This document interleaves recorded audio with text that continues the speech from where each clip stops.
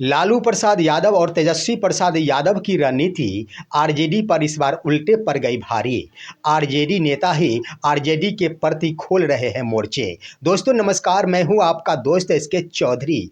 आखिर तेजस्वी प्रसाद यादव और लालू प्रसाद यादव हर बार राजनीतिक समीकरण बिठाने में कामयाब हो जाया करते थे, लेकिन वर्ष 2025 की वह रणनीति आखिर उल्टा पड़ गया आरजेडी के लिए, जिसका नतीजा है कि आज की तारीख में आरजेडी के नेता ही आरजेडी के प्रति मोर्चा खोलना शुरू कर दिए हैं। अन्य घटक दलों की ओर से मोर्चा तो खोला ही गया है, लेकिन जब तक वह घटक दलों के मोर्चे को आखिर संभाला नहीं गया, उसके बाद उससे पहले यूं कह दिया जाए आरजेडी के कुछ वैसे भी नेता हैं जिन्होंने आरजेडी के प्रति ही मोर्चा खोल रखी है। आइए दोस्तों, आखिर तेजस्वी प्रसाद यादव और लालू प्रसाद यादव ने वो कौन सी रणनीति बनाई थी जिस रणनीति के तहत वो सफलता की ओर तो नहीं बढ़ पाए, लेकिन उनकी वह रणनीति आरजेडी पर ही उल्टे भारी पड़ गया है। दोस्तों इससे पहले मैं कहना चाहूँगा, आपने अगर अभी तक हमारे इस चैनल शौर्या हिंदी न्यूज़ को सब्सक्राइब नहीं किए हैं तो कृपया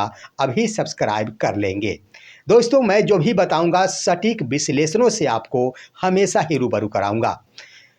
दोस्तों मैं बता देना चाहूँगा कि आखिर तेजस्वी प्रसाद यादव ने अपने ही करीबी संजय यादव के साथ मिलकर और साथ ही अपने पिता लालू प्रसाद यादव से मिलकर जो रणनीति बनाई थी, वो कौन सी रणनीति थी? वो रणनीति दोस्तों सीटों का फार्मूला था। उनके तहत दो प्रकार की सीटों के बंटवारे को लेकर ही दो फार्मूले थे, जिसमें एक था घटक दलों के बीच सीटों का बंटवारा, तो दूसरा था आरजेडी उम्मीदवारों के बीच टिकट का बंटवारा। दोनों ही रणनीति बनाई गई थी कि अंत समय में अगर इसे किया जाता है तो घटक दलों को आपस में साध लिया जाएगा और कलह भी शांति के रूप में बदल जाएगा। किसी को के पास वो मौका नहीं रहेगा कि वह कहीं और जा सके। तो दूसरी तरफ आरजेडी उम्मीदवारों को भी अगर अंत समय में टिकट दिया जाता है तो उनके पास भी मौका नहीं रहेगा कि वो किधर जाएंगे। इस आधार पर उन्होंने यह रणनीति बनाई थी। लेकिन हुआ क्या दोस्तों, आप देखेंगे तो पूरे महागठबंधन के घटक दलों में अगर एक अकेले अलग थलग नजर आ रही है तो वह है आरजेडी, और तमाम गठबंधन के घटक दलों के बीच आपसी बातचीत हो रही है। उदाहरण के तौर पर आप देखेंगे मुकेश सहनी और राहुल गांधी की बात, तो उनके बीच भी बातचीत हो रही है। आप देखेंगे दीपांकर भट्टाचार्य और मुकेश सहनी की बात तो उनकी भी हो रही, राहुल गांधी और दीपांकर भट्टाचार्य की भी बातें हो रही, लेकिन कांग्रेस से ही तेजस्वी प्रसाद यादव की बातचीत नहीं हो रही। मुकेश सहनी से तेजस्वी प्रसाद यादव की बातचीत नहीं हो रही। जरा सोचिए कि आखिर यह दाव कैसे उल्टा पड़ गया। इसका कारण ये था कि अंत समय में सीटों का बंटवारा ले डूबा। यह रणनीति बिल्कुल ही उल्टा रूप धारण कर लिया, जिसका गलत ही संदेश आम जनता के पास पहुंचा। सीट बंटवारे को लेकर क्लियरेंस नहीं होना, यह तो एक बड़ा चुनौती बनकर आ गया तेजस्वी प्रसाद यादव के सामने इस बार के वर्ष 2025 का यह चुनाव में। दोस्तों वहां पर देखेंगे तो हर घटक दलों की ओर से नाराजगी देखी जा रही है। आप गौर करेंगे तो ये तो घटक दलों की बारे में बातें हो गई, हम इसके बारे में भी बातें करेंगे कि घटक दलों की ओर से आखिर एक ही सीट पर जो दावेदारी दो दो उम्मीदवारों की ओर से की जा रही है, इसकी संख्या वर्तमान में तो 12 है, लेकिन आप इसको गौर करेंगे तो इससे नाराज घटक दलों के ही बागी नेताओं के द्वारा जो जंग छेड़ा गया है, उसके आधार पर आरजेडी को पूरे बिहार भर में 30 से ऊपर सीटों पर लड़ाई लड़ना पड़ रहा है। आखिर क्या होगा उसके पहले दोस्तों आइए अब आरजेडी नेताओं ने भी आरजेडी के प्रति मोर्चा खोल दिया। बीते देर रात की बातें करेंगे तो वहां आरजेडी के एक नेता जिनका नाम मदन शाह, जो मधुबन से चुनाव लड़ना चाह रहे थे और भरोसा दिलाया गया था मदन शाह को इस बार आपको जरूर टिकट दिया जाएगा, और जब उन्हें टिकट नहीं दिया गया तो लालू राबड़ी आवास के भीतर वह उम्मीदवार मदन शाह लौटते नजर आए सड़क पर और अपने कुर्ते को भी फाड़ डाला।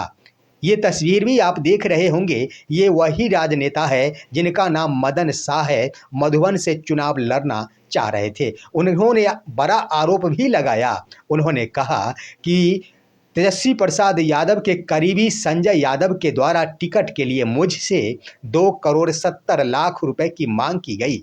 मैंने जब पैसे नहीं दिए तो चोर गली से टिकट का बंटवारा कर दिया गया। उन्होंने अपना दर्द भी बयान किया कि मैंने अपने 2-2 जवान बेटियों की शादी नहीं की है और यह सोच रखा था कि आखिर चुनाव मेरे लिए शादी से बढ़कर है। लेकिन जब यहाँ पर चुनाव लड़ने का भी अवसर प्रदान नहीं किया गया तो मेरी ज़िंदगी और मेरे परिवार के लाइफ को भी खराब किया गया। वहीं पर दोस्तों, ये तो एक नेता मदन शाह के द्वारा मोर्चा खोला गया है। पिछली बार भी वो राजद के ओर से ही मधुबन के प्रत्याशी थे, परंतु कुछ एक मतों से ही उन्हें हार का सामना करना पड़ा था और लालू प्रसाद यादव के द्वारा उन्हें यह हिदायत दी गई थी कि इस बार आप परेशान नहीं हो, राजनीति से दूर नहीं हो, आपको 2025 का विधानसभा चुनाव लड़ने का मौका दिया जाएगा। ये बातें आरजेडी नेता मदन शाह ने ही कही है। उसके बाद आइए दोस्तों, ये तो एक नेता, लेकिन दूसरे बड़ी हस्ती आरजेडी की जाने मानी वो हस्ती रितु जायसवाल ने भी अब आरजेडी के प्रति मोर्चा खोल दिया। आरजेडी की ओर से वो सीट कोई और नहीं था दोस्तों, परिहार सीट, जहां से कि उम्मीदवारी पेश करने की बातें हो रही थी। रितु जायसवाल की सीतामढ़ी का वो परिहार सीट, जहां से आखिरी तौर पर रितु जायसवाल को टिकट नहीं दिया गया।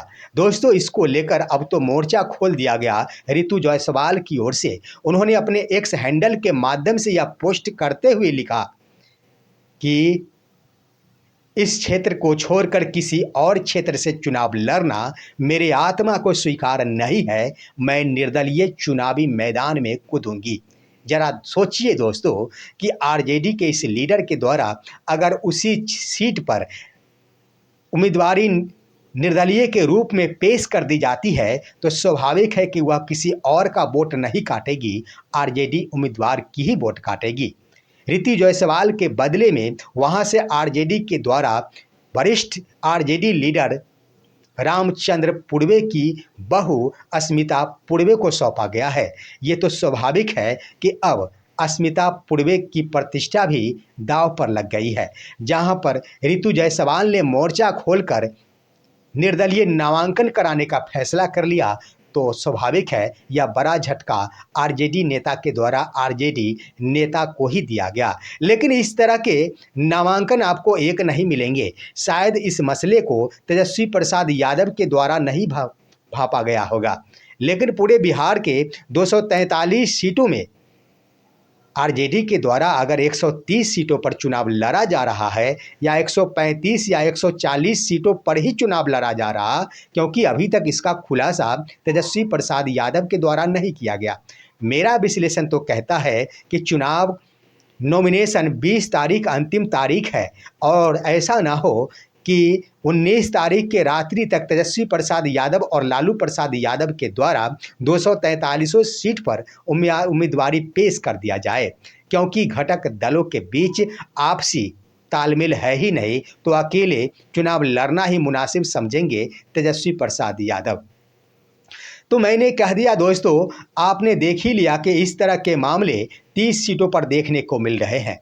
ये तो आरजेडी नेताओं के द्वारा ही किया गया है, लेकिन हम स्पष्ट कर देना चाहेंगे कि वीआईपी के साथ जो वादा खिलाफी किया गया था उसका बुरा असर भी देखने को मिल रहा है। पहले तो जहां जहां वीआईपी की ओर से उम्मीदवारी पेश कर दी गई थी उस सीटों को आरजेडी के द्वारा वीआईपी को हाथों में नहीं सौंपा गया और आरजेडी के उम्मीदवार को खड़ा कर दिया गया, लेकिन बागी होकर उस वीआईपी पार्टी के नेताओं के द्वारा बागी होकर वहां पर निर्दलीय रूप में अपनी उम्मीदवारी पेश कर दी गई है। तो क्या लगता है यह आरजेडी का नुकसान नहीं तो किसका नुकसान? हालांकि यह भी बात सत्य है कि वहां पर वीआईपी खोने क्या जा रही है। वीआईपी को खोने के लिए कुछ नहीं, वैसे भी वो सीट उनके खाते में जाती तब उनका मोह लगा रहता, लेकिन जब उनके हाथों से सीटें छीन ली गई तो बागी विधायक या बागी नेता आखिर नुकसान पहुंचाएंगे तो आरजेडी उम्मीदवार को नुकसान पहुंचाएंगे। यही है हाल दोस्तों, 30 वैसे सीटें हैं आरजेडी कोटे के जिस पर चुनावी दंगल जारी है और इसका खामियाजा तेजस्वी प्रसाद यादव को इस बार वर्ष 2025 में भुगतना पड़ रहा है। इसका सिर्फ व सिर्फ दो कारण था कि देर से सीटों का शहरीकरण होना और दूसरा देर से उम्मीदवारों को सिंबल प्रदान किया जाना। देखना है आगे क्या क्या कुछ होता है। फिलहाल आज का विश्लेषण यहीं तक। आपका राय क्या कहता है, अपनी राय कमेंट के माध्यम से दीजिए। हमारे इस वीडियो को लाइक कीजिए, अन्य दोस्तों के पास शेयर कीजिए और अब दीजिए अपने दोस्त को इजाज़त। हम फिर मिलेंगे आपसे अगले वीडियो में, तब तक के लिए नमस्कार।